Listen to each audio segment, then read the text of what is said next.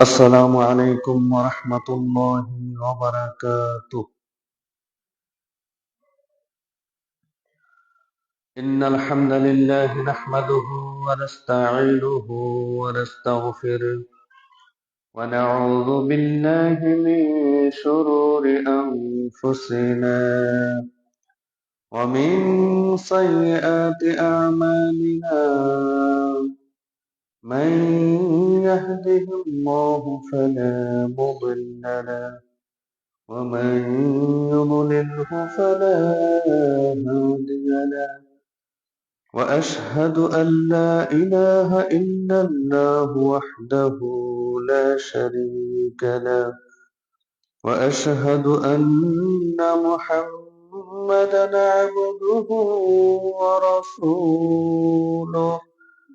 أما بعد، فإن خير الحديث كتاب الله، وخير الهدي هدي محمد صلى الله عليه وسلم، وشر الأمور محدثاتها، وكل محدثة بدعة، وكل بدعة ضلالة، وكل ضلالة في النار.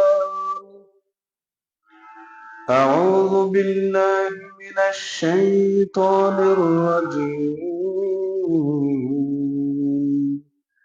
بسم الله الرحمن الرحيم.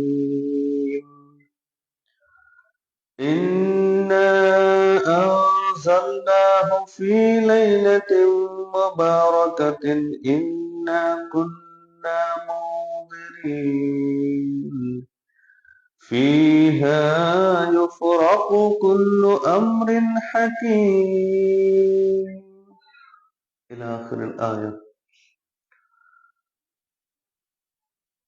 وقال رسول الله صلى الله عليه وسلم في حديثه عن أبي موسى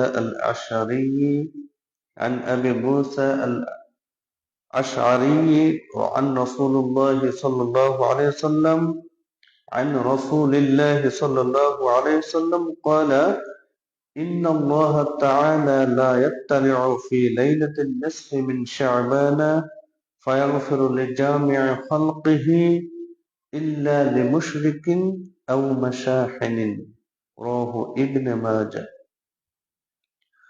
আলহামদুলিল্লাহ, সমস্ত প্রশংসা, সমস্ত সিফত ও সানা, সমস্ত গুণকীর্তন, যাবতীয় ইবাদত একমাত্র শুধুমাত্র এই মহাবিশ্বের একক পরিচালক মহান আল্লাহ তাআলার জন্য নিবেদিত এবং নির্ধারিত। যে মহান আল্লাহ তাআলা এখন পর্যন্ত আমাদের এই পৃথিবীতে সুস্থ শরীর নিয়ে জীবিত রেখেছেন, যে মহান আল্লাহ তাআলার অসংখ্য অগণিত নিয়ামত রাজি এখনো আমরা পৃথিবীতে প্রতিনিয়ত উপভোগ করছি, যে মহান আল্লাহ তাআলা আমাদেরকে শাবান মাসের মতো একটি মর্যাদাবান মাসে উপনীত হওয়ার তৌফিক দান করেছেন, আমরা সেই মহান আল্লাহ তাআলার শাহী দরবারে জানাই লক্ষ কোটি সিজদা ও শুকর। আমরা সকলেই সংক্ষিপ্ত পরিসরে তারই শেখানো ভাষায় বলি আলহামদুলিল্লাহ।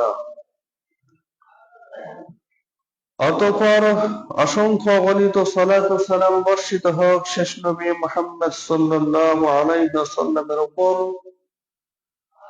যিনি এই মহাবিশ্বের জন্য শিক্ষক এবং রহমত স্বরূপ হিসেবে প্রেরিত হয়েছেন।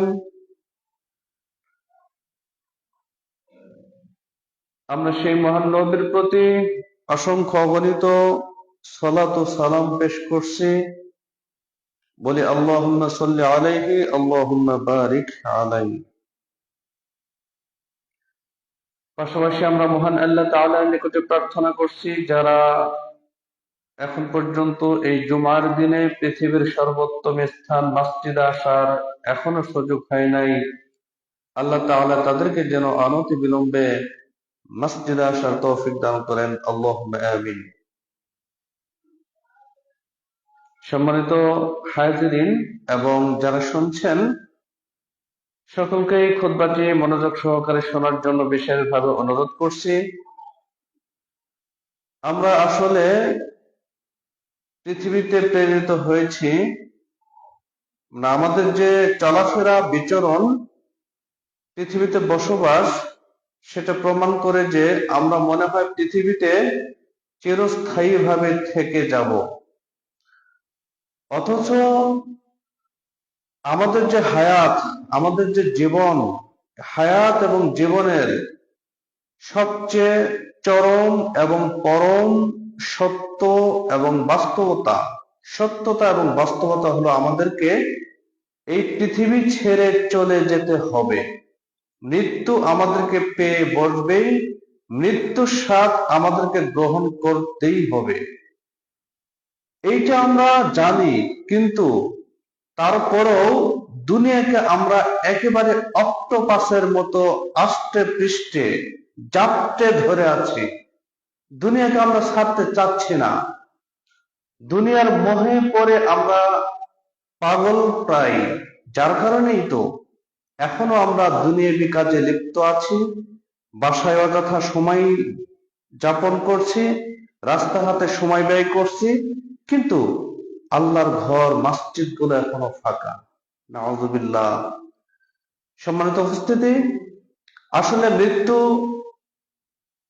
এমন একটি বিষয়, যে মৃত্যু দুনিয়ার যত ভালোবাসা আছে, দুনিয়ার যত আকর্ষণ রয়েছে, দুনিয়ার সাথে যত সংশ্লিষ্টতা রয়েছে, দুনিয়ার সাথে যত সম্পর্ক রয়েছে, সকল সম্পর্ক, সকল ভালোবাসা, সকল স্বাদ, সকল প্রকার ধন সম্পত্তি, ব্যাংক ব্যালেন্স, এগুলো একেবারেই সম্পূর্ণরূপে কাট করে দেয়, নষ্ট করে দেয়, সেটা আমাদের মৃত্যু। কিন্তু মৃত্যু আমাদেরকে বরণ করতেই হবে, এটি চরম বাস্তবতা। এই দুনিয়ার জীবনটা সসীম, আমরা সকলেই জানি। দুনিয়া থেকে চিরস্থায়ী ভাবে থাকে না, তাও জানি। কিন্তু পরকালের জীবনটা যে অসীম, পরকালের জীবনের যে শেষ নেই। আমরা মূলত আমাদের মৃত্যুর মাধ্যমে পরকালের যে প্রথম মঞ্জিল কবর, সেই কবরে প্রবেশ করি। মূলত কয়েকটা মঞ্জিল, স্টেশন পার হওয়ার পর আমাদের চূড়ান্ত গন্তব্য জান্নাত নয়তো জাহান্নাম।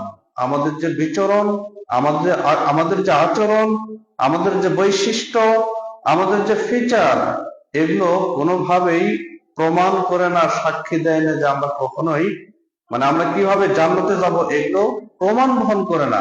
একজন মুসলিম এখন সে কিভাবে চলাফেরা করে রাস্তাঘাটে, কিভাবে এখনো সময় নষ্ট করে, মুসলিম কল্পনাই করা যায় না। যারা বিধর্মী, যারা হিন্দু, বৌদ্ধ, খ্রিস্টান, তারাও তো এই জুমার দিনকে একটু সম্মান করে। তারা তাদের নিজেদেরকে এভাবে সাজিয়ে গুছিয়ে রাখে যে না, আজকে মুসলমানদের ধর্মীয় একটি উৎসব, জুমার দিন। তারাও দেখবেন দোকানপাট বন্ধ করছে বিভিন্ন রাস্তাঘাটে, বাজারে। কিন্তু আমি তো এক হিন্দুর চেয়েও অধম, আমি তো একজন মুসলিম অমুসলিমের চেয়েও অধপতনের অতল তলের গহ্বরে আমরা নিমজ্জিত হয়ে আছি। আল্লাহ তাআলা আমাদেরকে হেফাজত করুন, এই সমস্যা থেকে উত্তরণ করুন। আল্লাহুম্মা আমিন। সম্মানিত উপস্থিতি, যারা দুনিয়াকে প্রাধান্য দেয়, তাদের সম্পর্কে কোরআন কারিমে বিভিন্ন সূরায় বিভিন্ন ভাবে আল্লাহ তাআলা আমাদেরকে উপদেশ দিয়েছেন, এবং আল্লাহ রাসূল সাল্লাল্লাহু আলাইহি ওয়াসাল্লামের মুখনিসৃত বাণী অনেক রয়েছে। যারা দুনিয়াকে প্রাধান্য দেয়, তারা মূলত দুনিয়াই পেয়ে যায়, পরকালে তাদের কোনো অংশ থাকে না। ঠিক একইভাবে পক্ষান্তরে যারা পরকালকে প্রাধান্য দেয়, পরকালেই তাদের মুখ্য বিষয়, তারা দুনিয়াও পেয়ে যায়, আখিরাতও পেয়ে যায়। আল্লাহ তাআলা বলছেন, বাল তুসিরুনাল হায়াতাদ দুনিয়া ওয়াল আখিরাতু খায়রু ওয়া আবকা। বাল তুসিরুনাল হায়াতাদ দুনিয়া, তোমরা দুনিয়ার হায়াতকে, দুনিয়ার জীবনকে প্রাধান্য দিয়ে থাকো, অথচ ওয়াল আখিরাতু খায়রু ওয়া আবকা, পরকালের জীবন তোই তোমার অসীম জীবন, অবশিষ্ট জীবন এবং উৎকৃষ্ট। ওয়াল আখিরাতু খায়রু, উত্তম তোমার জন্য পরকালের জীবনটাই। শুধু তাই নয়, এই পৃথিবীতে আমরা মহান আল্লাহ তাআলার বিশেষ দয়াতেই বিচরণ করছি। অস্বীকার করবার কোনো উপায় নেই, অস্বীকার করার কোনো সুযোগ এবং স্কোপ নেই। মহান আল্লাহ তাআলার রহমত ছাড়া কোনোভাবেই আমরা এই পৃথিবীতে বিচরণ করতে পারি না এবং এক পা সামনের দিকে এগোতে পারি না। এটা আল্লাহ তাআলার রহমত। আমি যে বেঁচে আছি, আমি যে হাঁটছি, আমি যে মাঠে কাজ কারবার করছি, আমি যে ব্যবসা বিজনেস করতেছি, বাজারে হাট বাজারে খরচ করছি, পরিবারের সাথে সম্পৃক্ত আছি, এটা আল্লাহ তাআলার রহমত ছাড়া কোনোভাবেই সম্ভব নয়। সুতরাং আসুন আমরা আল্লাহকে ভালোবাসি, মসজিদকে ভালোবাসি এবং পরকালের জীবনটা একটু হলেও প্রাধান্য দেই। ইসলামের যে মৌলিক বিষয়, ফরজিয়াত বিষয়, এগুলো কমপক্ষে মিনিমাম ঠিক রাখি, মিনিমাম মুসলমানিত্বটা টিকিয়ে রাখি। তা না হলে পরকালে এবং দুনিয়া আমাদের উভয়ই আমাদের অসফল হিসেবে আমরা পরিগণিত হব, ক্ষতিগ্রস্তদের অন্তর্ভুক্ত হয়ে যাব। আল্লাহ তাআলা আমাদের এই দুনিয়ার মোহ, দুনিয়ার মায়া ত্যাগ করে আমরা যেন পরকালকে সামনে রেখে একটি ইসলামিক জীবন গঠন করতে পারি, ইসলামিক সমাজ গঠন করতে পারি। আল্লাহ তাআলা আমাদের সেই তৌফিক দান করুক। আল্লাহুম্মা আমিন। সম্মানিত উপস্থিতি, আজকে আমি আপনাদের সম্মুখে মূলত, যেহেতু শাবান মাস অতিবাহিত হচ্ছে, আজকে শাবান মাসের 10 তারিখ, কিছুদিন পরে আমরা লাইলাতুন নিসফি মিন শাবানে অবতীর্ণ হব। সুতরাং আমি আপনাদের সম্মুখে লাইলাতুন নিসফি মিন শাবান, যেটি আমাদের সমাজে, আমাদের দেশে শবে বরাত বলে সবচেয়ে বেশি প্রসিদ্ধ, সেই সম্পর্কে আমি সংক্ষিপ্ত আলোচনা করার চেষ্টা পাব ইনশাআল্লাহ। ওয়া মা তাওফীকি ইল্লা বিল্লাহ, তাওয়াক্কালতু আলাইহি ওয়া ইলাইহি উনীব। সম্মানিত উপস্থিতি, আসলে শবে বরাত এই শব্দটা আমাদের সমাজে সবচেয়ে বেশি প্রসিদ্ধ এবং চিনি আমরা শবে বরাত বলেই। শবে বরাত শব্দটি ফার্সি শব্দ। এই শবে বরাত শব্দটি ফার্সি শব্দ হওয়ার কারণে কোরআন এবং হাদিসের কোথাও উল্লেখ পাবেন না। যেহেতু শবে বরাত শব্দটি ফার্সি, আর আরবির যে বিধিবিধান, মাসলা, এগুলো আরবি ভাষায় বর্ণিত হয়েছে। আমাদের কোরআন এবং হাদিস শরীফ সহ এগুলো আরবি গ্রন্থে রচিত হয়েছে। আর শবে বরাত যেহেতু ফার্সি শব্দ, ইরানিয়ান ভাষা, সুতরাং শবে বরাত শব্দটি আপনি কোরআন এবং হাদিসের কোথাও পাবেন না। কিন্তু শবে বরাত না বলে আমরা যদি মধ্য শাবানের রজনী, এটি আমাদের যুক্তিযুক্ত হবে। কারণ মধ্য শাবানের রজনী সম্পর্কে কয়েকটা হাদিস এসেছে, জয়ীফ সূত্রে কয়েকটা হাদিস শাওয়াহাত একত্রিত করে মুহাদ্দিসিনে কিরাম তারা হাসান পর্যায়ে উন্নীত করেছেন, মানে আমলযোগ্য। লাইলাতুন নিসফি মিন শাবান, মধ্য শাবানের রজনীর যে সাথে সম্পৃক্ত যে হাদিসটি উল্লিখিত হয়েছে, সেটি মোটামুটি আমলযোগ্য। সেই হাদিসটি কি, সেটি আমরা একটু পরে আলোচনা করবো ইনশাআল্লাহ। তার আগে শবে বরাত মূলত আমরা যেভাবে পালন করি, হালুয়া রুটি খেয়ে, নামাজ পড়ে, মোনাজাত করে, বক্তব্যের মাধ্যমে, এবং আমাদের যে ধর্মীয় অনুষ্ঠান, মসজিদ এবং আরো যে ইবাদতখানা রয়েছে, উপাসনালয়, এগুলো জাঁকজমক পূর্ণ করা হয়, একটা ভালো মানের খাবারের আয়োজন করা হয়। মূলত এই সব কোরআন এবং হাদিস থেকে সুস্পষ্ট ভাবে প্রমাণিত নয়। এটা আমরা আমাদের মতো যারা হুজুর আছে, নেতা খাতা আছে, এদের মাধ্যমে মূলত চতুর্থ হিজরির পর বাইতুল মুকাদ্দাসে প্রথম, এরপরে আশেপাশে ইরাক, আফগানিস্তান, ইরান, এগুলো দেশে ছড়িয়ে পড়ে। এরপরে পর্যায়ক্রমে আমাদের দেশে এই শবে বরাত, শবে মেরাজ, এগুলো আমাদের দেশে পালিত হয়ে আসছে দীর্ঘদিন যাবৎ। আমাদের অনেক আগে থেকে, 700-800 বছর আগে থেকেই এই শবে বরাত পালন হয়ে আসছে। কিন্তু এই শবে বরাত, এইটার অর্থ হলো মূলত ভাগ্য রজনী। আমরা শবে বরাতকে ভাগ্য রজনী বলেই উদযাপন করি। মূলত ভাগ্য রজনী, এটাকে লাইলাতুল কদর বলা হয়। আরবিতে কি বলা হয়? লাইলাতুল কদর। লাইলাতুল মানে রাত, রজনী মানে রাত, আর কদর মানে ভাগ্য। তাকদির থেকে কদর, কদর থেকে তাকদির, এই কদর মানে হলো ভাগ্য। তাহলে ভাগ্য রজনী আমরা লাইলাতুন নিসফি মিন শাবান, 15 শাবানে যে শবে বরাত পালন করি, এটাকে মূলত ভাগ্য রজনী হিসেবে উদযাপিত করি। ভাগ্য রজনী কোরআন এবং হাদিসে আসছে, লাইলাতুল কোরআন এবং হাদিসে আসছে, সেটা শাবান মাসে নয়। কোন মাসে আসছে? রমজান মাসে আসছে। ক্লিয়ার কথা একবারে। এত স্পষ্ট বিধান আপনি কোথাও পাবেন না। ইন্না আনজালনাহু ফি লাইলাতিল কদর, আমরা এই কোরআনকে কদরের রজনীতে অবতীর্ণ করেছি। কদরের রজনী কোথায়? শাহরু রমাদান আল্লাযী উনজিলা ফীহিল কুরআন, রমজান মাস এমন একটি মাস যেই মাসে কোরআন অবতীর্ণ করা হয়েছে। সুবহানাল্লাহ। তাহলে শবে বরাত মানে লাইলাতুল কদর, এটা ফার্সি ভাষা। শবে বরাত মানে ভাগ্য রজনী, ভাগ্য রজনী আরবি ভাষা হলো লাইলাতুল কদর। আর লাইলাতুল কদর, এই কদরের পূর্ণাঙ্গ একটা, কদর রাত সম্বন্ধে পূর্ণাঙ্গ একটি সূরা অবতীর্ণ করেছেন আল্লাহ তাআলা। এবং সূরাতুল বাকারাতেও এই লাইলাতুল কদর সম্পর্কে আলোচিত হয়েছে, রমজান সম্পর্কে আলোচিত হয়েছে। তাহলে লাইলাতুল কদর, শবে বরাত কোন মাসে? রমজান মাসে। এবং সহিহ হাদিস সবগুলো গ্রন্থে আসছে, সেই হাদিসগুলো যে স্পষ্টভাবে প্রমাণিত হয় লাইলাতুল কদর হলো রমজান মাসের শেষ দশকের বেজর রাত্রিতে হয়ে থাকে। এটা আমরা স্পষ্ট সকলেই জানি। তা রমজান মাস, শবে বরাত মূলত শাবান মাসে নয়। শবে বরাত কোথায়?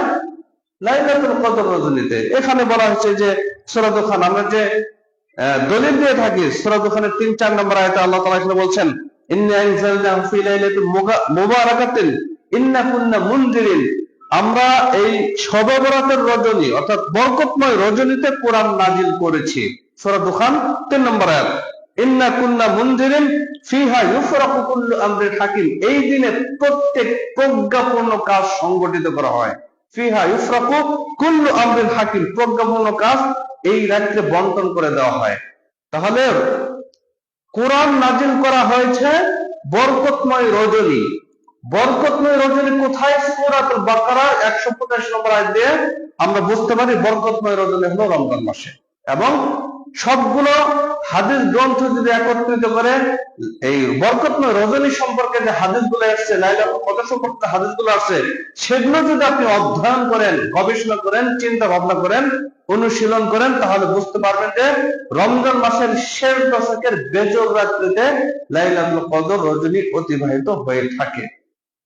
জোর রাত্রিতে হতে পারে, তবে বেজর রাত্রিতে হওয়ার সম্ভাবনা সবচেয়ে বেশি। তাহলে আমরা যারা বুঝবেন না বা যারা বুঝতে চান, নামাজের পরে হিউজ অনেক সময় রয়েছে, আপনি আলাদাভাবে বসবেন, কোরআন এবং হাদিস পড়বেন। কোরআন এবং হাদিস পড়লে বুঝতে পারবেন। কোরআন হাদিস না পড়লে যদি মানুষের মতামত গ্রহণ করেন, ইমাম সাহেবদের মতামত গ্রহণ করেন, তাহলে আপনি বিভ্রান্ত হওয়ার সম্ভাবনা খুব বেশি, চান্স খুব বেশি।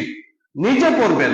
মুসলিম মানে কি? সে কোরআন হাদিস জানবে, কোরআন হাদিস পড়বে, নিজে জানবে। মুসলিম অর্থ এটা, মুসলিম মানে জানা। ইসলামের যে মৌলিক বিধান, এই সম্পর্কে আপনাকে জ্ঞান আহরণ করতে হবে, ফরজ। ইসলামের মৌলিক বিধান সম্পর্কে জানা আপনার ফরজ, এটা আপনাকে আমল করতে হবে। তাহলে ফরজ তরক করার যে গুনাহ, সেই গুনাহে আমরা লিপ্ত হব যদি আমরা কোরআন ও হাদিস না শিক্ষা করি। কিন্তু দুঃখজনক হলেও খুবই সত্য, দুঃখজনক হলেও খুবই সত্য যে ম্যাক্সিমাম মুসল্লিরা, ম্যাক্সিমাম মুসলিমরা, মানে 99% মুসলিমরা আমরা কোরআন হাদিস পড়তে জানি না, পড়িও না, পড়ার চেষ্টাও করি না। এটা চিরন্তন সত্য। কিন্তু কেউ মানুক আর না মানুক, এটা আমরা আমাদের মসজিদ গুলো যে আবাদ হয়, মসজিদ আবাদ হয় মুসল্লিদেরকে দিয়ে, মুসলিমদেরকে নিয়ে, সেই মসজিদ গুলোতে যদি আমরা দেখি তাহলে এটাই পরিলক্ষিত হয়। তাহলে এই গেল শবে বরাতের কাহিনী। শবে বরাত হলো রমজান মাসে লাইলাতুল কদর। শবে বরাতের বাংলা অর্থ হলো ভাগ্য রজনী। শবে বরাত ফার্সি শব্দ, শবে বরাতের আরবি পরিভাষাটা হলো লাইলাতুল কদর। যেটা ভাগ্য রজনী বলি সেটা হলো রমজানুল মুবারক মাসে। তাহলে লাইলাতুল নিসফি মিন শাবান, যেটা শাবান মাসের মধ্য রজনী, এই সম্পর্কে কি হাদিস আছে আমরা সেটা এখন জানবো ইনশাআল্লাহ। শাবান মাসের মধ্য রজনী, লাইলাতুন নিসফি মিন শাবান হাদিস আছে। লাইলাতুন নিসফি মিন শাবান, লাইলাতুন মানে রাত, নিসফুন মানে অর্ধেক, মিন শাবান মানে শাবান মাস, মানে শাবান মাসের অর্ধ রজনী, মধ্য শাবানের রজনী আর কি। অর্ধেক 14 দিন যখন চলে যায়, 15ই রাত্রি দিবাগত রাত, তাহলে সেটা এই সম্পর্কে হাদিসে উল্লেখিত হয়েছে। এই হাদিসটি পাবেন আপনি ইবনে মাজাহ। হাদিসটি পাবেন কোথায়? ইবনে মাজাহ 1390 নম্বর হাদিস, এবং সিলসিলায়ে আস-সহিহা 1563, সহিহ জামে 1819 নম্বর হাদিস, মোটামুটি কয়েকটা গ্রন্থে 100 হাদিসটি। এই হাদিসে মুসা আল-আশআরী থেকে বর্ণিত, তিনি বলছেন যে রাসূলুল্লাহ সাল্লাল্লাহু আলাইহি ওয়াসাল্লাম বলছেন, কে বলছেন? মুহাম্মদ সাল্লাল্লাহু আলাইহি ওয়াসাল্লাম বলছেন যে ইন্নাল্লাহা তাআলা লা ইয়াত্তালিউ ফি লাইলাতিন নিসফি মিন শাবান, নিশ্চয় মহান আল্লাহ তাআলা লা ইয়াত্তালিউ, অবশ্যই উকি দেন, উকি দেন মানে ফুসকি দেন, উকি দেন ফি লাইলাতিন নিসফি মিন শাবান, মধ্য শাবানের রজনীতে, মধ্য শাবানের রজনীতে, যেটাকে আমরা শবে বরাত বলি, কিন্তু এর নাম হচ্ছে মধ্য শাবানের রজনী। মধ্য শাবানের রজনীতে আল্লাহ তাআলা উকি দেন কিসের প্রতি? লিজামি'i খালকিহি, মানে সৃষ্টি জগতের প্রতি, সৃষ্টি জগতের প্রতি তিনি উকি দেন, এবং ফায়াগফিরু লিজামি'i খালকিহি, এবং তিনি প্রত্যেক সৃষ্টিকে ক্ষমা করে দেন। সুবহানাল্লাহ। প্রত্যেক মানুষকে আল্লাহর সৃষ্টি না, মানুষকে জিন আল্লাহর সৃষ্টি, সবকিছু আল্লাহর সৃষ্টি। এই মানুষকে জিনকে তিনি মাফ করে দেন, ক্ষমা করে দেন, কিন্তু এখানে দুইটা শর্ত আছে। দুই শ্রেণীর মানুষকে আল্লাহ তাআলা ক্ষমা করেন না, এই হাদিসে উল্লেখিত হয়েছে। দুই শ্রেণীর মানুষকে আল্লাহ তাআলা ক্ষমা করেন না, ইল্লা লিমুশরিকিন আও মাশাহিদিন, যারা মুশরিক, যারা শিরকি কাজে লিপ্ত আছে, আও মাশাহিদিন, এবং যাদের অন্তরে হিংসা বিদ্বেষ দিয়ে পরিপূর্ণ, আল্লাহ তাআলা তাদেরকে এই শবে বরাত, যেটাকে আমরা বলি লাইলাতুন নিসফি মিন শাবান, এদেরকে ক্ষমা করেন না। তাহলে এখন প্রশ্ন করতে হবে, আমি কি হিংসা বিদ্বেষপূর্ণ আছি? আমি কি শিরিক মুক্ত আছি? আমরা যে সমাজে চলি, যেভাবে চলি বা দেখি, তাতে সমাজের প্রায় প্রত্যেকটা মানুষ শিরকের সাথে লিপ্ত আছে এবং হিংসার সাথে লিপ্ত আছে, হিংসা বিদ্বেষের সাথে লিপ্ত আছে। এটা প্রত্যেককেই ইমামগণ, আলেমগণ, হুজুরগণ আর সাধারণ মুসলিমগণ সকলেই। সম্মানিত উপস্থিতি, তাহলে হিংসা এবং শিরকের সাথে আমরা লিপ্ত আছি। আসলে যেই পাপটা আমাদের সবচেয়ে বেশি ভালো লাগে সেটা কি বলতে পারেন? সেটা হলো হিংসা, সেটা হলো বিদ্বেষ, সেটা হলো গীবত। গীবত করতে আমরা সবচেয়ে বেশি ভালোবাসি। দুইজন ব্যক্তি এক জায়গায় হলেই গীবত শুরু হয়ে যাবে, দুইজন মা বোন এক জায়গায় হলেই গীবত শুরু হয়ে যাবে, 4 স্থলে দুইজন এক জায়গায় হলে গীবত শুরু হয়ে যাবে। মানে গীবত সবচেয়ে বেশি অনুশীলন করা হয়, সবচেয়ে বেশি করা হয়, এবং এটা ভালোবেসে করা হয়। এটা খুব ভালো। আমি অপরের নামে আপনার কাছে গীবত করব, আমি তার কাছে খুব ভালো হয়ে যাব, আবার আপনি তার কাছে গীবত করবেন, সে আপনার কাছে ভালো হয়ে যাবে। এই গীবতকারীর কাছে ভালো। সম্মানিত উপস্থিতি, এগুলো থেকে আমাদের বিরত থাকতে হবে। আসলে শিরক একটা ভয়াবহ পাপ। শিরক সম্পর্কে আমরা আলোচনা করেছি, আরো করব, আপনারা জানার চেষ্টা করবেন। তবে আমি এখানে একটু নুকতা দিয়ে রাখি, একটু মানে শিরকের যে ভয়াবহ পরিণতি, তার কয়েকটা পয়েন্ট শুধু বলবো, বিস্তারিত বলার সময় নেই। শিরকের যে ভয়াবহ পরিণতি, 1 নম্বর ভয়াবহতা হলো, শিরক হলো সবচেয়ে বড় অপরাধ, সবচেয়ে বড় পাপ। পৃথিবীতে যত পাপ আছে, যত গুনাহ আছে, সবচেয়ে মারাত্মক, ভয়ঙ্কর, ধ্বংসাত্মক, আপনাকে, আপনার সমাজকে কুরে কুরে আস্তে ধীরে ধ্বংস করে দিবে। আস্তে ধীরে না, মানে সাথে সাথে ধ্বংস করবে। এই পাপটির নাম হলো শিরক। তাহলে 1 নম্বর পয়েন্ট আমরা মনে রাখবেন, শিরক হলো সবচেয়ে বড় অপরাধ। 2 নম্বর হলো শিরক ক্ষমার অযোগ্য পাপ। শিরককারীকে আল্লাহ তাআলা ক্ষমা করবেন না, শিরককারীকে আল্লাহ তাআলা ক্ষমা করবেন না। ইন্নাল্লাহা লা ইয়াগফিরু আন ইউশরাকা বিহি ওয়া ইয়াগফিরু মা দুনা যালিকা লিমান ইয়াশা। আল্লাহ তাআলা শিরককারীকে ক্ষমা করবেন না, এটা খেয়াল করতে হবে। শিরককারীকে আল্লাহ তাআলা ক্ষমা করবেন না, ক্ষমার অযোগ্য পাপ। এটা 2 নম্বর। 3 নম্বর হলো শিরক আপনার সকল নেক কর্ম একসাথে খেয়ে ফেলে, ধ্বংস করে ফেলে। যত হজ করেছেন, যত মসজিদ তুলেছেন, হসপিটাল করেছেন, রাস্তাঘাট করেছেন, আপনি দানবীর, আপনি আলেম, আপনি শহীদ, গাজী, সবকিছু হতে পারেন, সবকিছু করেন, প্রতিদিন নামাজ পড়েন, তাহাজ্জুদ করেন, নফল সুন্নাত সবকিছু করেন, কিন্তু একটা শিরক করবেন, একটা শিরক করার ফলে আপনার সব একসাথে ধ্বংস হয়ে যাবে। নাউযুবিল্লাহ। এটা হলো শিরক, এত বড়, এত ভয়াবহ পাপ। শিরক সবকিছু করেছেন, সবকিছু করছেন, অর্থাৎ 60 বছর আপনার বয়স, সাপোজ বলি 60 বছর আপনি শুধু ইবাদতই করেছেন, কিন্তু একটা শিরক করবেন, একবার শিরক করবেন, 1 সেকেন্ড শিরক করবেন, আপনার সব ধ্বংস হয়ে যাবে, সব ধ্বংস হয়ে যাবে সমূলে। তাহলে শিরক 3 নম্বর পয়েন্ট, শিরক হলো আপনার সব আমলগুলোকে ধ্বংস করে দিবে। 4, শিরক জাহান্নামে, অনন্ত জাহান্নামে হওয়ার প্রধান কারণ শিরিক। অনন্ত জাহান্নামে হওয়ার প্রধান কারণ শিরিক অনন্তকাল আপনাকে জাহান্নামে রাখে, জাহান্নাম ওয়াজিব হয়ে যায় তার জন্য। এটা হলো শিরকের ভয়াবহতা। এবং 5 নম্বর হলো শিরিক, যিনি শিরিক করেন মুশরিক, তিনি কখনোই সফলতা পাবেন না, অসফল থাকবেন। দুনিয়াতে সাময়িক আমাদের দৃষ্টিতে, মানে দুনিয়ার দৃষ্টিতে সফল মনে হলেও সে অসফল, ক্ষতিগ্রস্ত, সে কখনোই সফলতা পাবে না। শিরিককারীরা, মুশরিকরা কখনোই সফলতা পাবে না। 6 নম্বর হলো শিরিককারীকে মুশরিককে আল্লাহ রাসূল সাল্লাল্লাহু আলাইহি ওয়াসাল্লাম সুপারিশ করবেন না। মুশরিককে আল্লাহ রাসূল সাল্লাল্লাহু আলাইহি ওয়াসাল্লাম সুপারিশ করবেন না, এটা খেয়াল করতে হবে। 7 নম্বর হলো শিরিক সবচেয়ে বড় জুলুম। দুনিয়াতে যত জুলুম আছে, মারেন, কাটেন, ধরেন, সবকিছু যত জুলুম আছে, সবচেয়ে বড় জুলুম হলো শিরিক। ইন্না শিরকা লাযুলমুন আযীম। আচ্ছা বলেন তো, ছেলে মেয়েদেরকে প্রথম কোন শিক্ষাটা দিতে হয়? সর্বপ্রথম নামাজ, সর্বপ্রথম তাওহীদের শিক্ষা, সর্বপ্রথম তাওহীদের শিক্ষা দিতে হবে। তাওহীদ একত্ববাদ এবং শিরকের শিক্ষা দিতে হয়। আমাদের ছেলে মেয়েরা, আমরা নিজেরাই তো তাওহীদ বুঝি না, নিজেরাই শিরককে বুঝি না, এই জন্য আমাদের ছেলে মেয়েরা উদ্ভ্রান্ত, পাগলের ন্যায় ছোটাছুটি করে, ঘোরাফেরা করে, খেলাধুলা করে, কিন্তু নামাজের দিকে কোনো আকর্ষণ নেই, তাওহীদের দিকে কোনো আকর্ষণ নেই, ইসলামের দিকে আকর্ষণ নেই। আমাদের কারণে আমরা তাদেরকে তাওহীদ শিক্ষা দিতে পারিনি, নিজেরাই তাওহীদ শিখি নাই। এই জন্য আমরা, আমাদের ছেলে মেয়েরা এরকম উদ্ভ্রান্ত, পথভ্রষ্ট। এবং আমাদের খেয়াল করতে হবে, প্রত্যেক মুশরিকই কাফের। প্রত্যেক মুশরিক কাফের। কাফের মানে কি? অস্বীকার করা, আল্লাহর কোন বিধানকে অস্বীকার করা, আল্লাহকে অস্বীকারী কে কাফের বলা হয়। জেনে রাখতে হবে, প্রত্যেক মুশরিকই কাফের। প্রত্যেক কাফের কিন্তু মুশরিক না। সুতরাং কাফের হচ্ছে শিরিক, এটা আরো বেশি ভয়াবহ, সবচেয়ে বড় অপরাধ। যে মোটামুটি শিরিক থেকে আমাদেরকে বেঁচে থাকতে হবে। শিরকের যে ভয়াবহতা, এটা আমরা কয়েকটা পয়েন্টে আলোচনা করলাম। শিরিক থেকে আমাদের বেঁচে থাকতেই হবে। শিরিক ছাড়া, হাদিসে আসছে, আমরা এর আগে বলেছি, শিরিক ছাড়া অন্যান্য গুনাহ পাপ করে আপনার আসমান ভর্তি করে ফেলছেন, জমিন ভর্তি করে ফেলছেন, আল্লাহ তাআলা আপনাকে ক্ষমা করে দিবেন, সুবহানাল্লাহ। কিন্তু শিরিক করলে আল্লাহ ক্ষমা করবেন না, এটা খেয়াল রাখতে হবে আমাদের।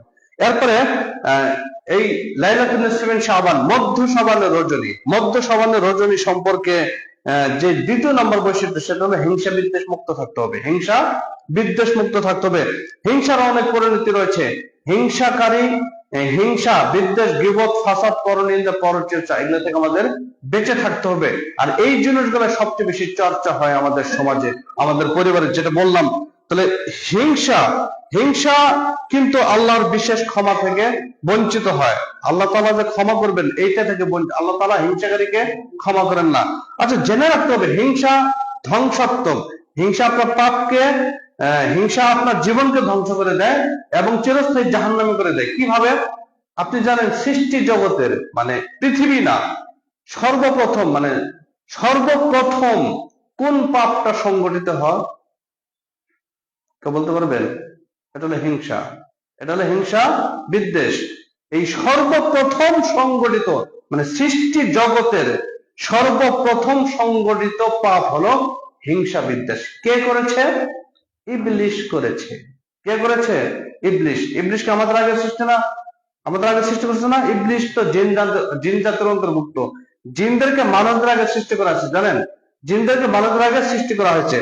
ইবলিশ হিংসা করে শুধুমাত্রই আদমকে মাটি থেকে সৃষ্টি করার কারণে, আর সে আগুন থেকে সৃষ্টি। সে আল্লাহকে বলছে, আমি তো আগুন থেকে সৃষ্টি, খালাকতাহু মিন তিন, আমাকে সৃষ্টি করেছে আগুন থেকে এবং তাকে সৃষ্টি করে মাটি থেকে, আমি আগুন হয়ে তাকে চিন্তা করব। এটা কি হিংসা থেকে কথা আসে নাই? বিদ্বেষ থেকে কথা আসছে। তাহলে এই হিংসা, শুধুমাত্র এই একটা হিংসা বিদ্বেষ পোষণ করার কারণে ইবলিশ কি চিরস্থায়ী জাহান্নামী না? চিরস্থায়ী জাহান্নামী। তাহলে এই হিংসা বিদ্বেষ পর্যায়ক্রমে আস্তে আস্তে আপনাকে চিরস্থায়ী জাহান্নামী করে দিবে।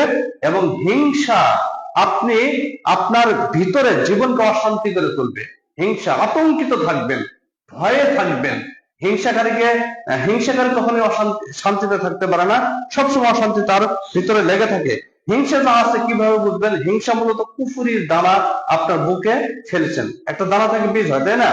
এই হিংসা পালন করা মানে, হিংসা লালন পালন করা মানে আপনার ভিতরে পুকুরের দানা বপন করেছেন, এটা বড় হতে পারে, বিস্ফোরিত হতে হতে হতে হতে আপনার জীবনটা পুরাটাই খেয়ে ফেলবে, ধ্বংস করে ফেলবে। হিংসা হলো তাই, অন্যের ভালো দেখে আপনার বুক জ্বালা পোড়া শুরু হয়ে যায়, এটা হলো হিংসা। একই ক্লাসে আপনার ছেলে পড়ে, প্রতিবেশীর ছেলেও পড়ে, ছেলে মেয়েও পড়ে, আপনার ছেলে রোল 5 আর প্রতিবেশীর ছেলে রোল 1, কি ব্যাপার, ও কিভাবে রোল 1 হয়ে গেল, এই জ্বালা পোড়া শুরু হয়ে গেছে। তার মানে বুঝতে হবে আপনার হিংসা রয়েছে, বিদ্বেষ রয়েছে। এই হিংসা দূর করার একটাই উপায় যে আল্লাহ তাআলা আপনাকে যেভাবে রেখেছেন ঠিক সেভাবেই আল্লাহর প্রতি সন্তুষ্ট রাখা, সন্তুষ্ট থাকা। যেভাবে আপনাকে আল্লাহ তাআলা রেখেছেন সেভাবে সন্তুষ্ট থাকা, এবং যার কারণে যাকে হিংসা করছেন, যাকে হিংসা করছেন তার জন্য দোয়া করা, তার ভালো শুভ কামনা করা, এটা হিংসা থেকে বাঁচার উপায়। আপনি অন্যের শুভ কামনা করে নিজে ভালো থাকতে পারবেন, অন্যের শুভ কামনা না করে নিজে ভালো থাকা যায় না। এটা অনেক হাদিস দ্বারা প্রমাণিত যে মানুষের কল্যাণে নিয়োজিত, হাদিসে আছে যে যেই ব্যক্তি মানুষের কল্যাণে যতক্ষণ নিয়োজিত আল্লাহ তাআলা তার কল্যাণে অতক্ষণ নিয়োজিত থাকে। সুবহানাল্লাহ। এই জন্য মানুষের ভালো চাইবেন, মানুষকে ভালোবাসবেন, মানুষকে যেই বিষয়ের জন্য হিংসা বিদ্বেষ করছেন সেই বিষয়টি তার মধ্যে থাকুক। আপনি আপনি আল্লাহর কাছে দোয়া করেন যে তার ছেলে রোল 1 হয়েছে, আমার ছেলে রোল 1 হবে, আমার ছেলে বেশি নাম্বার তুলুক। আপনি চেষ্টা করেন তার ছেলে আরো বেশি নাম্বার তুলুক, এভাবে অন্যের জন্য দোয়া করবেন। যে বিষয়ে হিংসা করবেন, সে এত ভালো খাবে কেন, সে এত ভালো থাকবে কেন, সে প্রবাসে তো ভালো চাকরি করবে কেন, আমার হয় না কেন, তার ধ্বংস। তার আলু খেত ভালো হয়েছে, আমার আলু খেতে হয় নাই, এরকম আছে কিনা? তার সরিষা ভালো হয়েছে, আমার সরিষা ভালো হয় নাই, ইত্যাদি ইত্যাদি। আমরা বিভিন্ন ভাবে হিংসা বিদ্বেষে লিপ্ত আছি। এই হিংসা বিদ্বেষ থেকে আমাদের দূরে থাকতে হবে। তাহলেই আমরা এই যে মধ্য শাবানের রজনী, এই যে আগামী সোমবার সম্ভবত না মঙ্গলবার, এই 3 তারিখে আর কি শবে বরাত পড়ছে, 3 ফেব্রুয়ারি, আজকে হলো শুক্রবার, অর্থাৎ শনি সোম মঙ্গল সম্ভবত শবে বরাতের রাত্রি পড়ছে, আমরা যেটাকে শবে বরাত বলি। এই শবে বরাত, এই আমরা যেটা বলছি শিরিক থেকে যদি মুক্ত থাকতে পারেন আর হিংসা থেকে যদি মুক্ত থাকতে পারেন, তাহলে আল্লাহ তাআলা আপনাকে অটোমেটিক ক্ষমা করে দিবেন। কোনো ইবাদত করতে হবে না, 1 রাকাত নামাজও পড়তে হবে না, একবার বিশেষ সুবহানাল্লাহ পড়তে হবে না, এক নফল কিছুই করতে হবে না, ভালো খাওয়ার আইটেম করতে হবে না, হালুয়াও খাইতে হবে না।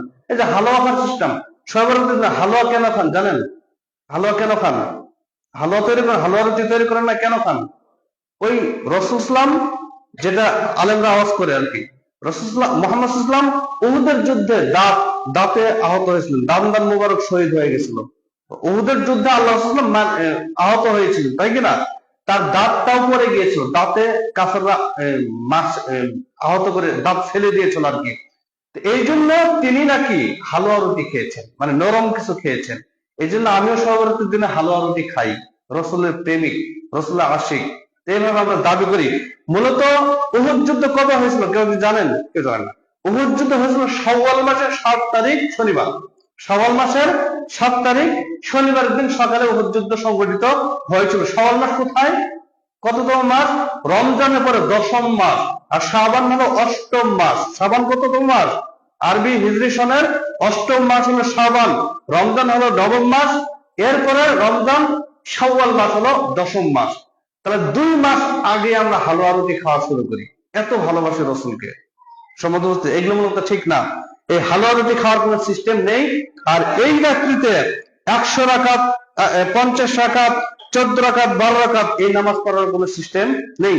শবে বরাতের রাত্রে যেটা আমরা বলি, এরকম অনেক ভিত্তিহীন কথাই দেখবেন মসজিদ গুলো জাঁকজমক করা হবে, লাইটিং করা হবে, জাঁকজমকপূর্ণ আরো কিছু কিছু করা হয়, মানে এক কথা জাঁকজমকপূর্ণ করা হবে, সেদিন সারা রাত ওয়াজ করা হবে নামাজের জন্য। যে কোনোদিনই নামাজ পড়ে নাই, যে মদখোর, গাঁজাখোর, হিরোইনখোর, সেও সেদিন নামাজ আসবে। এটা আমরা আমাদের সমাজে আমরা দেখতে পাই। এই একদিন নামাজ পড়ে কি জান্নাত পাওয়া যায়? একদিন নামাজ পড়ে জান্নাত পাওয়া যাবে? রেগুলার নামাজ পড়তে হবে আপনাকে। আসলে এই মধ্য শাবান শবে বরাতকে কেন্দ্র করে অনেক হাদিস, জাল হাদিস, জৈব হাদিস, বানোয়াট হাদিস আমাদের সমাজে প্রচলিত রয়েছে। এর মধ্যে নামাজ কেন্দ্রিক সবচেয়ে বেশি হয়। প্রচলিত আছে যে যারা বিধবা হয়েছে তাদের স্বামীর রূহগুলো তাদের ঘরে চলে আসে, এই জন্য বিধবা স্ত্রীরা তাদের ঘরে মোমবাতি জ্বালিয়ে রাখে, আলো জ্বালিয়ে রাখে, তার ওই যে স্বামীর রূহের অপেক্ষায় করে। নাউযুবিল্লাহ। এগুলো ভ্রান্ত কথা, অদ্ভুত কথা ইসলাম নামে বানানো হয়েছে। এবং সেই দিন গোসল করা হয়, ছাগল ভেড়া গরুর যে লোম আছে এই পরিমাণ আল্লাহ তাআলা সেদিন ক্ষমা করেন। এগুলো সবই ভ্রান্ত কথা আসছে। বিশেষ করে নামাজ এই দিনে বেশি, এই রাতে বেশি নামাজ পড়া হয়। নামাজের ব্যবহারে 300 রাকাতের কথা আছে। 300 রাকাত নামাজের ফজিলত আমরা বর্ণনা করি। এবং এই রাত্রিকে আমরা ভাগ্য রজনী বলে থাকি, ভাগ্য লেখা হয়। আসলে ভাগ্য লেখা হয় কোন দিনে? রমজান মাসে। বুঝেন কিন্তু, যারা বুঝবেন না পরে বুঝবেন ইনশাআল্লাহ, সময় নেই। ভাগ্য লেখা হয় রমজান মাসে লাইলাতুল কদর রজনীতে। ওইটাই তো ভাগ্য রজনী, রমজান মাসের শেষ দশকে, ওইটাই ভাগ্য রজনী। শাবান মাসে কোনো ভাগ্য রজনী নেই। শাবান মাসে আছে লাইলাতুল নিসফি মিন শাবান, 15ই শাবান আল্লাহ তাআলা উকি দেন সৃষ্টি জগতের থেকে এবং সবাইকে ক্ষমা করেন। কাদেরকে ক্ষমা করেন না? যারা হিংসা করে, যারা শিরিক করে। যারা হিংসা মুক্ত থাকবে, যারা শিরিক মুক্ত থাকবে, তাদেরকেও আল্লাহ তাআলা ক্ষমা করে দিবেন অটোমেটিকলি। এই হাদিসে বাড়তি আমলের কথা বলা হয় নাই যে তুমি 100 রাকাত নামাজ পড়ো, তুমি 300 রাকাত নামাজ পড়ো, 100 রাকাত নামাজ পড়ো, প্রত্যেক রাকাতে সূরাতুল ইখলাস 10 বার করে পাঠ করো, প্রত্যেক রাকাতে সূরাতুল ইখলাস 30 বার করে পাঠ করো, তাহলে তোমার জন্য 70 লাখ 7 লাখ ফেরেশতা নিয়োগ করা হবে যারা জান্নাতের মধ্যে গাছ রোপণ করবে। বিভিন্ন ভাবে হাদিস বানিয়ে ছানিয়ে এখানে বানানো হয়। এবং অবধারিত জাহান্নাম অবধারিত 10 জন ব্যক্তিকে সুপারিশ করে সে জান্নাতে নিয়ে আসবে এই সহবরাতের নামাজ পড়লে, ইত্যাদি ইত্যাদি বিভিন্ন ভাবে বানিয়ে ছানিয়ে আমরা বলা হয়। এটা মূলত এগুলো সিস্টেম। মানে আসলে বিষয়টিকে আপনারা বুঝতে পারবেন, এই যে শরীয়ত যেটা বিধান, এটা পৃথিবীতে সবচেয়ে পরহেজগার ব্যক্তিকে বলতে পারবেন? সবচেয়ে পরহেজগার ব্যক্তি মুহাম্মদ সাল্লাল্লাহু আলাইহি ওয়াসাল্লাম। যে দাবি করবে যে আমি মুহাম্মাদের চেয়ে বেশি পরহেজগার, সবচেয়ে আমল করি, সে হলো ভণ্ড, প্রতারক, মিথ্যাবাদী। এটা সুস্পষ্ট বিশ্বাস করতে হবে। এই পৃথিবীতে মানে আদম থেকে শুরু করে শেষ পর্যন্ত সবচেয়ে বেশি তাকওয়াশীল, আল্লাহ ভীরু, আল্লাহকে যিনি ভয় করেছেন, সবচেয়ে বেশি আমল করেছেন মুহাম্মদ সাল্লাল্লাহু আলাইহি সাল্লাম।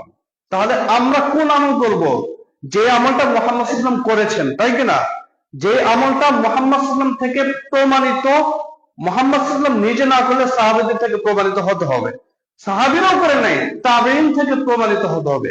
তাবেঈনও করে নাই, তাবেঈন থেকে প্রমাণিত হতে হবে। 4 যুগকে আল্লাহ তাআলা সার্টিফিকেট দিয়েছেন আল্লাহ সাল্লাম, যে সবচেয়ে উত্তম যুগ হলো আমার যুগ, এরপর হলো এরপরের যুগ, মানে 3 যুগ, এরপরের যুগ, এরপরের যুগ, এরপরের যুগ। এই 4 যুগকে আল্লাহ তাআলা আল্লাহ সাল্লাম সার্টিফিকেট দিয়েছেন। মোটামুটি এই 3 যুগকে, 4 যুগকে যদি অনুসরণ করেন তবে আপনি পথ পাবেন, জান্নাতের পথে থাকবেন। আর না থাকলে জান্নাতের পথে আপনি থাকবেন না, পথভ্রষ্ট। তাহলে এই যে সহবরাত, এই যেমন আমরা আজকে খুতবা দিচ্ছি, এটা হাদিসে আসছে কি আসছে না? হাদিসে আসছে কি আসছে না? নামাজ যে পড়ি, হাদিসে আসছে কি আসছে না? আল্লাহ সাল্লাম খুতবা দিয়েছেন না? নামাজ পড়েছেন না? সালাম দিয়েছেন না? মুসাফা করেছেন কিনা? মানুষকে খাওয়াইছেন কিনা? সবই হাদিস আমরা স্পষ্ট পাই, তাই কিনা? শবে বরাতের দিন এইটা 100 রাকাত নামাজ পড়ছে, আর 300 রাকাত নামাজ পড়ছে, অথবা 50 রাকাত, অথবা 14 রাকাত, অথবা 12 রাকাত নামাজ পড়ছে। এরকম কোন হাদিস আসছে? এরকম কোন হাদিস আসছে কি?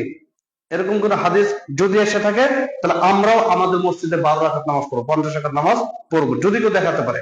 আপনারা পথভ্রষ্ট কেন জানেন? আপনারা পথভ্রষ্ট এই জন্যই, আপনারা হুজুর যা কয় তাই বিশ্বাস করেন। এটা একটা পথভ্রষ্ট হওয়ার কারণ। হুজুর যা কয় তাই বিশ্বাস করেন। হুজুরের কাছে আপনি কোনোদিন দলিল চান নাই যে হুজুর কোন হাদিসে লেখা আছে সওয়ারের দিন 100 রাকাত নামাজ পড়তে হবে, এটা একটা হাদিসটা দেন।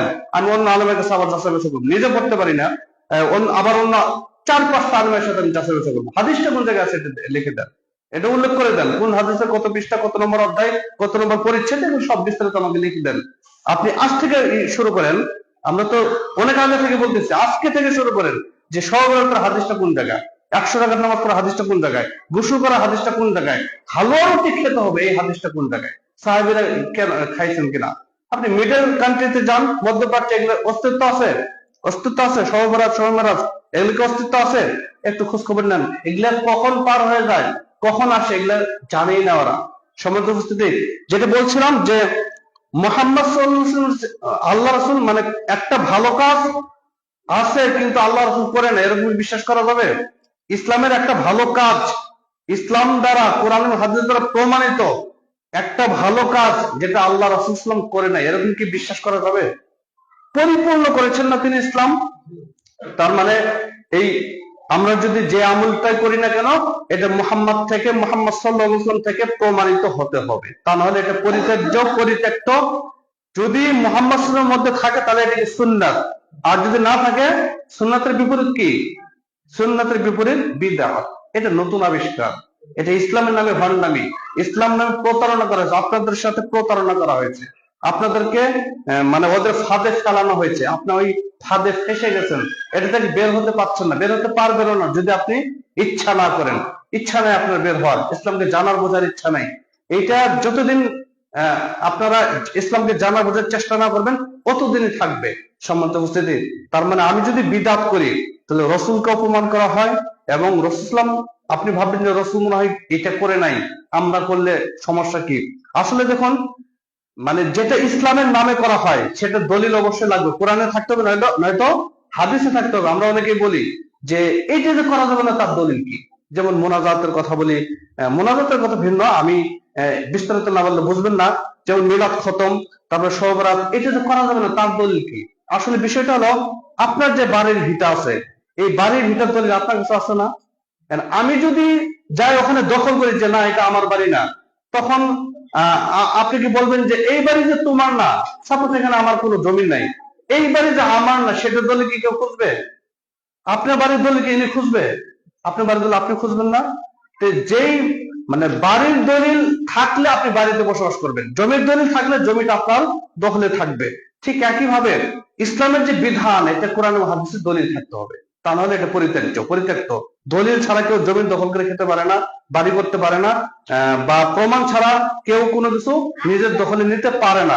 দুনিয়ার সবকিছু এটা আমরা বুঝি, এটা চাক্ষুর্যে, কিন্তু কোরআন ও হাদিসের বিষয়ে আমরা বুঝি না। যাই হোক, আপনাদের কাছে উদ্যত আহ্বান, ইসলামকে জানার চেষ্টা করেন, বোঝার চেষ্টা করেন। আল্লাহ তাআলা আমাদের বোঝার এবং মানার তৌফিক দান করুন, আল্লাহুম্মা আমিন। বিশেষ করে আমরা যদি শিরিক মুক্ত জীবনযাপন করতে পারি, আল্লাহ তাআলা সেই তৌফিক দান করুন, আল্লাহুম্মা আমিন। আমরা যদি বিদআত মুক্ত জীবনযাপন করতে পারি, আল্লাহ তাআলা সেই তৌফিক দান করুন, আল্লাহুম্মা আমিন। আমরা যদি কোরআন এবং সুন্নাহ হুবহু মুহাম্মদ সাল্লাল্লাহু আলাইহি ওয়াসাল্লাম যেভাবে করেছেন, সাহাবীরা যেভাবে অনুসরণ করেছেন, মুহাম্মদ সাল্লাল্লাহু আলাইহি ওয়াসাল্লামকে আমরা যেন ঠিক সেভাবে কোরআন এবং হাদিস অনুকরণ করতে পারি, আল্লাহ তাআলা আমাদের সেই তৌফিক দান করুন, আল্লাহুম্মা আমিন। সম্মানিত উপস্থিতি,